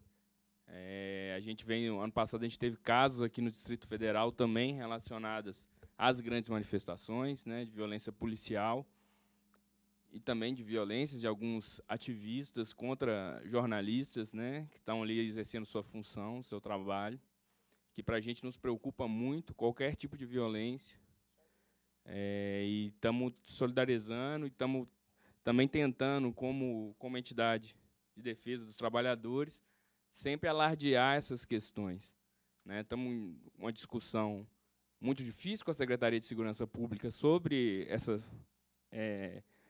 questão da violência, da preservação da segurança dos jornalistas e radialistas também aqui no Distrito Federal. Mas queria falar também um pouco sobre a Empresa Brasil de Comunicação, em que eu sou empregado também da empresa, e que a gente vem sofrendo uma série de violências não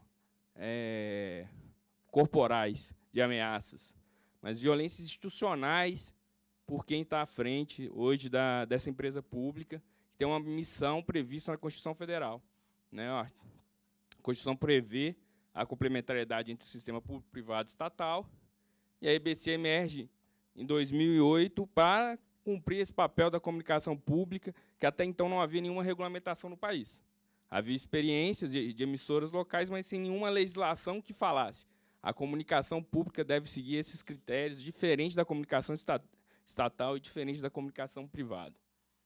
Infelizmente, desde 2016, com a posse do governo, um dos seus primeiros atos foi desconfigurar, por medida provisória, a lei que criou a EBC, fragilizando essa autonomia da comunicação pública frente ao Poder Executivo.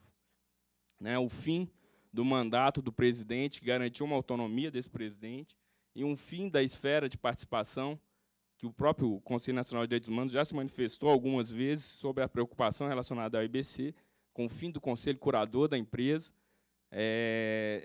trouxe uma insegurança bastante grande, não só para a sociedade, mas também, inclusive, para os trabalhadores que procuravam nesse órgão, né, as denúncias sobre o descumprimento da própria legislação, a castração da autonomia dentro do trabalho jornalístico nessa empresa pública.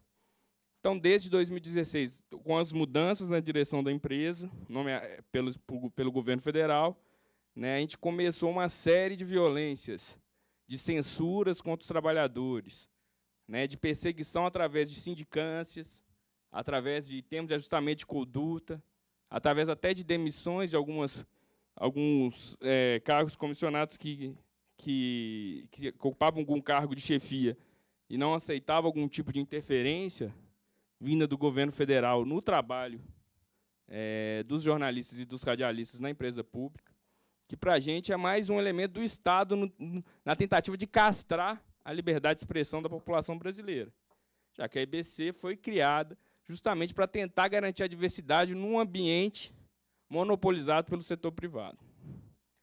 Inclusive, ontem teve um caso concreto que eu quero trazer para o Conselho Nacional de Direitos Humanos, cobrar uma resposta do Ministério dos Direitos Humanos, que houve um pedido da assessoria de comunicação do Ministério para retirada do ar de uma matéria que foi produzida na sexta-feira pela TV Brasil.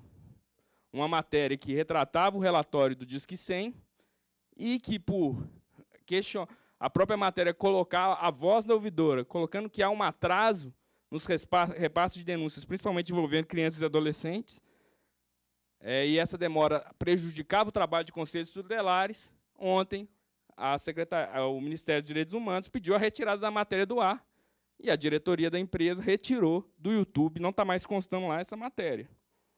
Então, assim, isso é um exemplo do que vem acontecendo cotidianamente dentro da EBC.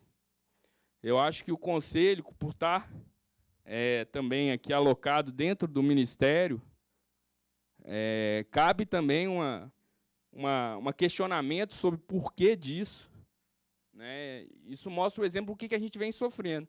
E hoje, sem nenhum espaço de controle social dentro da IBC, com o fim do Conselho Curador, ficamos ainda mais reféns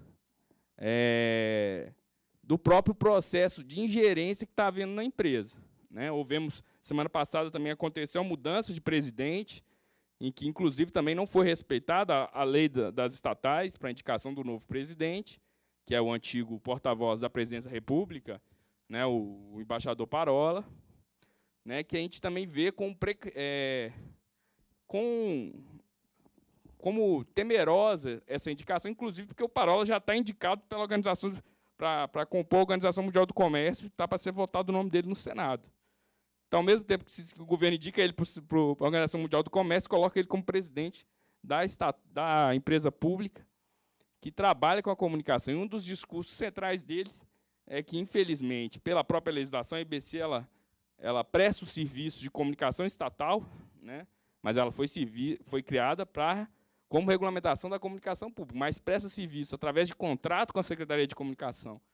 E, com isso, veicula a Voz do Brasil e o canal da TVNBR e o serviço de rádio do governo federal, o serviço de rádio satélite, e como isso interfere na própria vida da empresa, e o discurso tanto do ex-presidente do Rímolo como desse novo, de que tudo seria a mesma coisa, de que a comunicação tinha que estar a serviço da comunicação de Estado, que a gente acha que não é esse papel de uma empresa financiada e com os anseios da comunicação pública federal. Então, a gente vem para esse momento também para apresentar essas questões. A gente sabe que o CNDH tem uma sensibilidade, já se pronunciou, como eu disse, outras vezes, sobre a EBC, mas que a gente continua ficando nessa vigília atenta a que tudo está correndo. Né? Um outro caso, por exemplo, é que acabou o mandato da ouvidora, que foi a única que restou com o mandato, e até agora não há uma nova indicação da nova ouvidora, só para encerrar. Não há indicação da nova ouvidora, e que não querem respeitar também a legislação das ouvidorias, que foi aprovada também em 2016, se não me engano, né, para a indicação do novo cargo. Então é isso. Obrigado. Desculpa o... Obrigada, Gésio. Estão inscritos, então, a Ivana e o Cláudio, que do meu lado também pediu. E na fala da Ivana, colhemos as últimas inscrições para conseguirmos avançar para a próxima etapa. Já temos a Marina. Durante a fala da Ivana, quem mais quiser fazer inscrição, por favor, passa a palavra. Só queria lembrar que a gente vai ter uma segunda mesa, onde a gente vai discutir mais a fundo a questão das medidas e como lidar com isso. Então, também para a gente pensar que comentários podem ser feitos nesse segundo momento. Com a palavra, Procuradora. Presidente, eu sei muito bem que eu estou na segunda mesa. Vou me comportar. Mas eu não poderia deixar de colocar, exatamente neste momento, e diante da fala do jornalista da EBC e do que o antecedeu, e na presença do senhor secretário nacional de Justiça, que já tive a honra de estar à frente do Conselho Nacional de Direitos Humanos, na representação da sociedade civil, muito embora seja eu integrante da carreira do Ministério Público. Mas é que, ao acompanhar, Valério Luiz, de tanto tempo, esses dramas, e deixar de ver, por tanto tempo, ações efetivas, de fácil adoção, é que eu preferi falar agora, só para reforçar o seguinte. Nós temos lutado muito, e o CNDH tem, presidente, que ser reconhecido por isso, na questão dos programas de proteção. Tudo isso é correlato.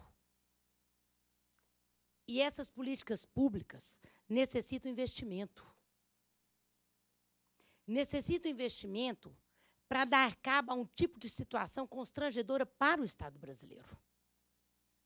Um Estado que conta e reconta. Nós temos que refazer a conta de quantos ameaçados, de quantos eliminados.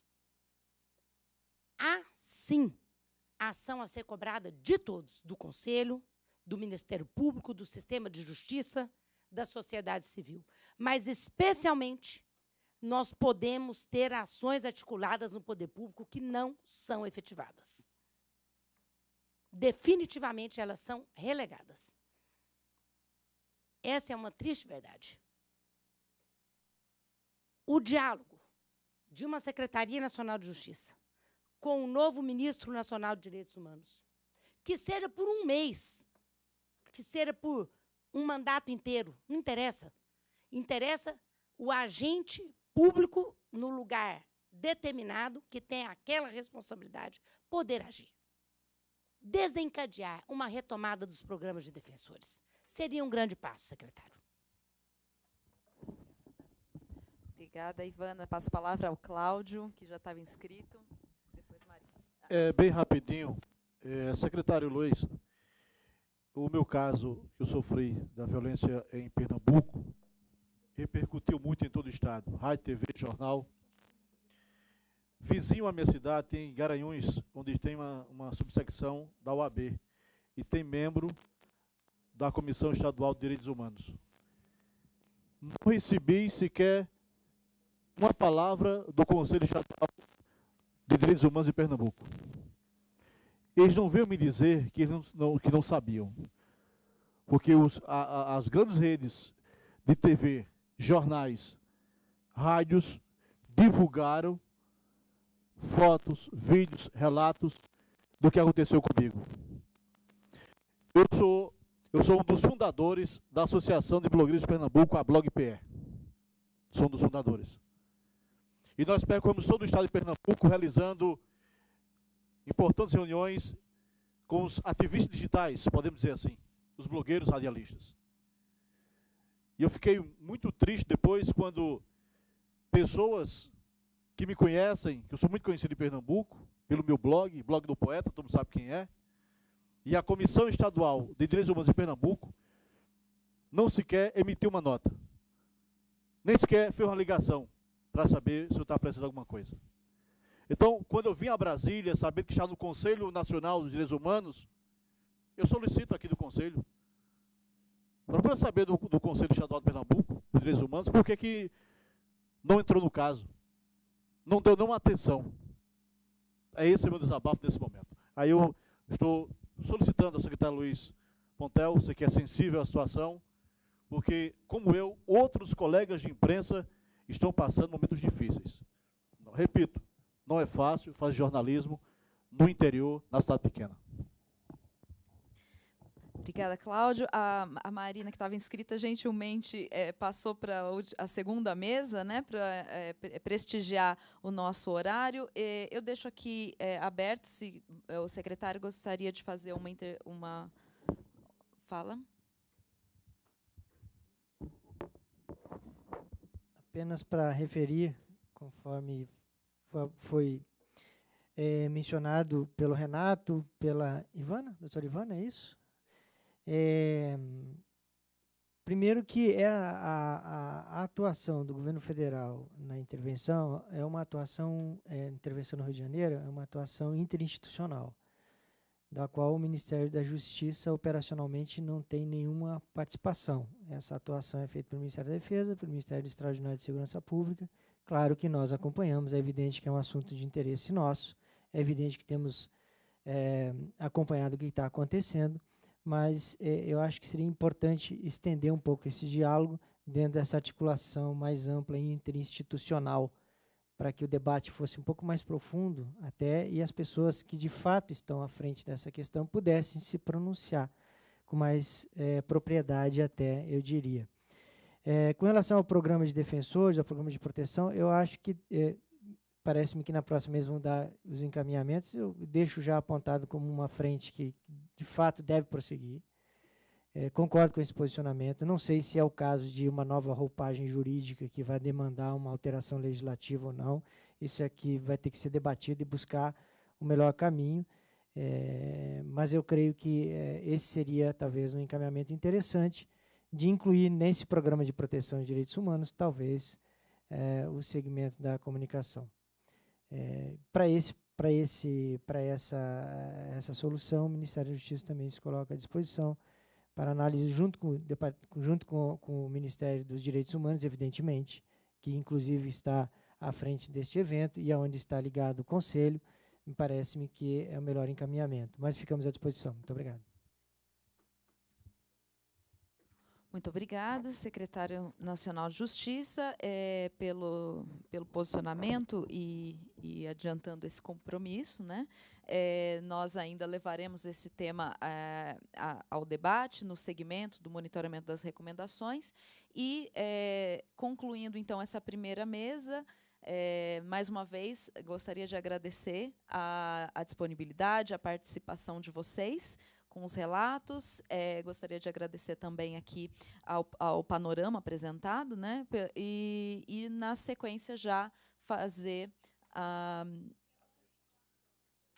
um breve, deixa eu ver aqui, pelo adiantado da hora, nós atrasamos o começo, né? Teríamos uma previsão de terminar essa mesa um pouco antes, mas agora teremos, então, um intervalo um pouco mais curto e seguimos com a próxima mesa, que é a segunda mesa, né? Composta pela relatoria para a liberdade de expressão da Comissão Interamericana de Direitos Humanos, Ona Flores e Tatiana Guasti, que nos acompanham pela internet, na transmissão ao vivo, a Procuradora-Geral da República, Raquel Dodge, Ivana Farina, secretária de Direitos Humanos e Defesa Coletiva do CNMP, Jais Afrache, representante do Conselho Nacional de Justiça, aqui no CNDH, Ana Carolina Roman, pelo Ministério Público Federal, e Paulo Gustavo, assessor especial do Ministério dos Direitos Humanos. Então, retornamos a partir desse breve intervalo de 10 minutos, né, às 4h20.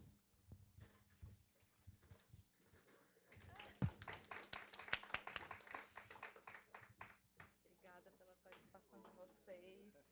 Foi ótimo, a gente queria ter tempo para ouvir um pouco mais.